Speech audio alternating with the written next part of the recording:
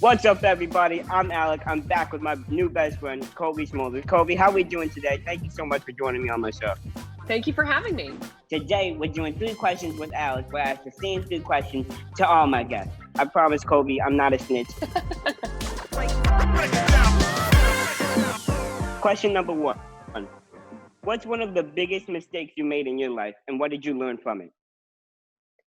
I've made a lot of mistakes because isn't that how we all learn? I mean, we can't learn if we don't mess up. I will say I'm going to get a little bit metaphorical with this question, which is I'm a cancer survivor and I had ovarian cancer when I was 25 years old. And what I really learned from that experience was I had made the mistake of putting my health in not a top priority position. And from that experience, I had to kind of learn, really as an adult woman, how to really take care of myself. I'm sure that must have been very tough. I know what it feels like to struggle health-wise, and it absolutely sucks. Yeah. So congratulations on being healthy. Thank you. Yeah. Question number 2. If you could go back in time, what advice would you give to your younger self? Probably something along the lines of to take more risks, not to worry so much about what people think. I think as kids, we put a lot of energy into that, into feeling judged, feeling generally very insecure. And I think that I wasted a lot of time in that headspace. If I had that conversation with myself, they'd be like, "Oh, I did okay," and I would be able to have the confidence to really pursue the things that I wanted to pursue. Yeah, absolutely. A lot of people don't realize that it's really helpful when we say those kind of things and we get that kind of advice from people. Yeah. Question number 3. What's one of your favorite quotes and why? I have a really hard time with quotes because they don't stick in my brain. I don't know, they just don't. They don't like I should have a mantra. I should have a mantra.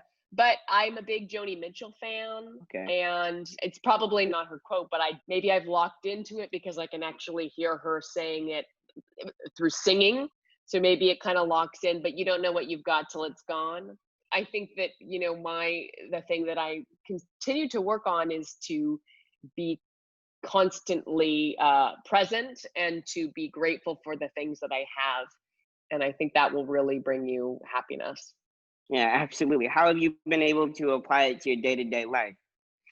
I think it's about just taking time and taking stock. I have the 2 most beautiful daughters in the world, and I've gotten to spend more time with them in these last 4 months than I think probably their entire lives. And I think it's really just about taking breaths and looking around and taking moments for yourself as well. If you're able to sort of compare your life and look outside this crazy world at the moment and just kind of know your lucky place in it and be grateful for it.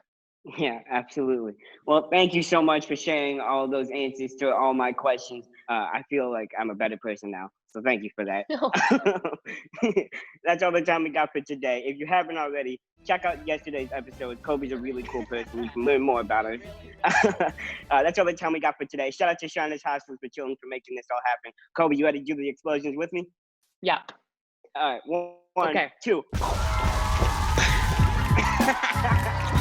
There we go. See you guys next time. There's multiple.